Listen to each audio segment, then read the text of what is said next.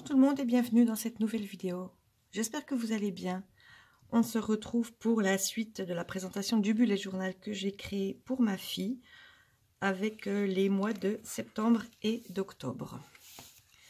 Voilà, donc ce thème est aussi un thème que j'avais fait dans mon bullet thème pour vous inspirer précédemment, que j'avais fait en début d'année, je ne sais plus exactement quand. Et puis je l'ai reproduit pour ce mois de septembre. Donc, comme d'habitude, la page de présentation se trouve là et la page d'objectif perso se trouve de ce côté-là. Le calendrier mensuel que je trouve assez sympa.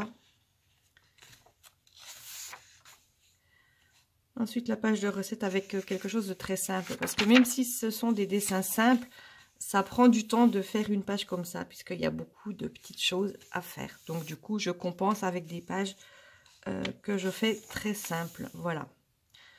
En gros, j'ai eu moins de 15 jours pour faire ce bullet en entier, pour pouvoir l'envoyer à temps à ma fille pour qu'elle l'ait, pour pouvoir le commencer quand c'était la date du début du carnet. Voilà, le tracker de sport, tout simple également, avec les différentes cases comme à mon habitude. Puis les pages organisation et to-do list qui sont elles-mêmes extrêmement simples, comme vous pouvez le voir. Et puis, on arrive aux pages de semaine.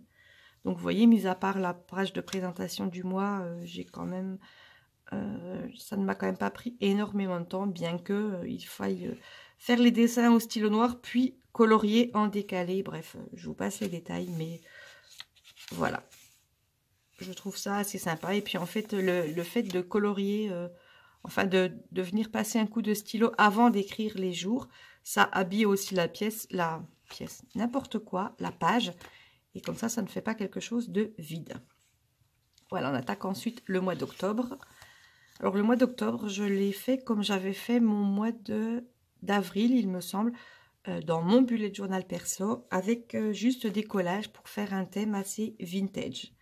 Donc, des collages de feuilles ou de petites feuilles cartonnées que j'ai récupérées de carnet de blocs de chez Action que j'avais utilisé et j'avais gardé les chutes. J'ai quelques autocollants que j'avais commandés sur AliExpress. Des petites photos imprimées en noir et blanc que j'imprime avec ma petite imprimante Péripage.